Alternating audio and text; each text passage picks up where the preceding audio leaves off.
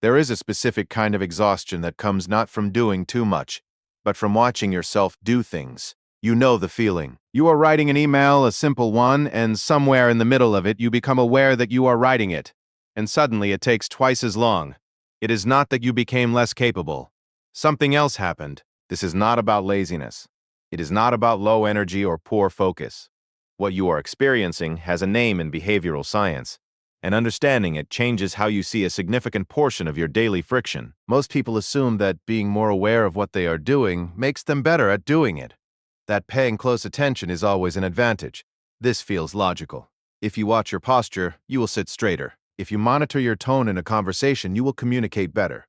Awareness seems like it should equal improvement, but research in cognitive psychology suggests the opposite is often true. When you turn your conscious attention toward a task that your brain has already learned to run automatically, you do not improve it. You interrupt it. You create a kind of interference between your trained system and your observing system, and the task that once felt smooth begins to feel effortful and strange.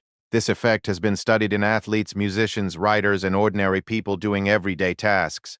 What researchers consistently find is that skilled, practiced behavior degrades under direct self-observation. The more fluent you are at something, the more your conscious monitoring disrupts it rather than helping it. Think about typing. If you have been typing for years, you do not think about where the letters are. Your fingers move, and the words appear. But the moment someone asks you to think about which finger you use for the letter G, you slow down. You may even make errors you never normally make. The skill did not disappear. Your attention just stepped in front of it. This happens constantly in ordinary life, in ways most people never identify as the same phenomenon. You are walking into a meeting, and you become aware of how you are walking. Suddenly, your arms feel awkward.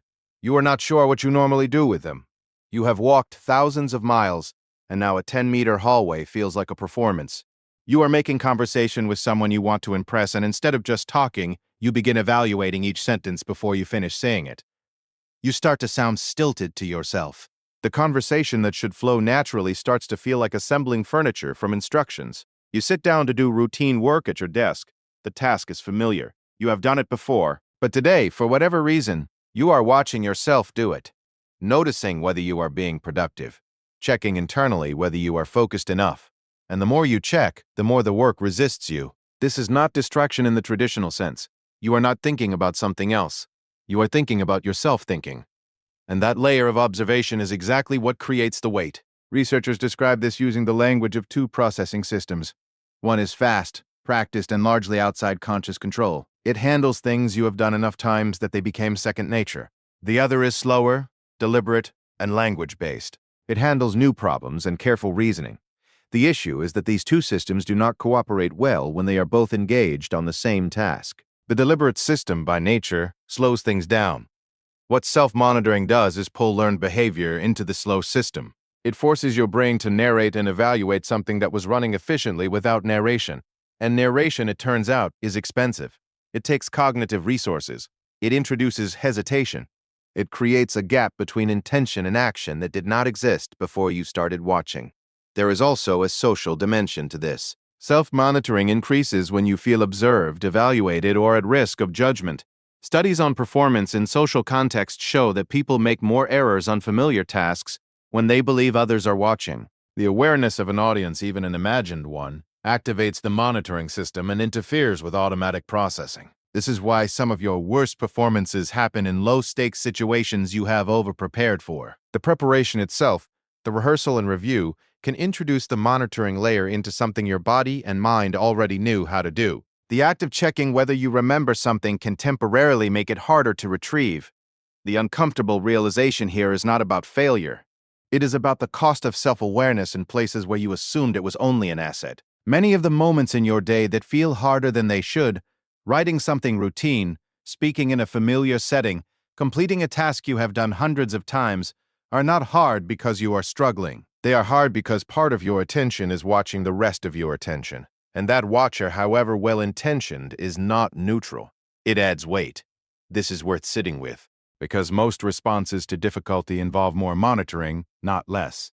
When something feels off, the instinct is to examine it more closely, to pay more careful attention, to try harder to be conscious of what you are doing.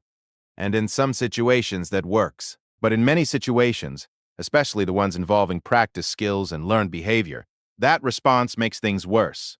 It is important to be clear about what this does not mean. This is not an argument that awareness is bad, or that you should stop reflecting on how you work and live. Reflection serves real purposes. Learning new skills requires conscious attention. Understanding patterns in your behavior has genuine value. The phenomenon described here is specific. It applies most strongly to skills and tasks that are already learned, already fluent, already running well below the surface. It does not apply to everything equally.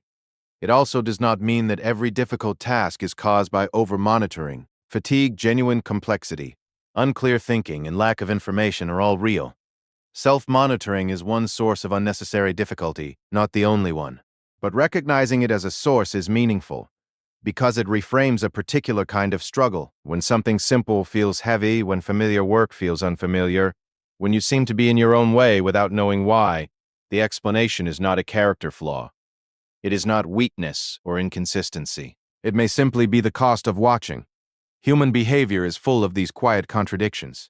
The things that seem like they should help sometimes interfere. The awareness you bring to a task can be exactly what makes it harder to do. Not always, not with every kind of work, but often enough that it deserves to be understood rather than dismissed. You carry a version of this with you through most of your days. The question of whether you are doing things right, whether you are focused enough, present enough, effective enough. That ongoing internal audit is not nothing. It takes something from you, even when nothing is wrong, and most of the time, you will never notice that it happened.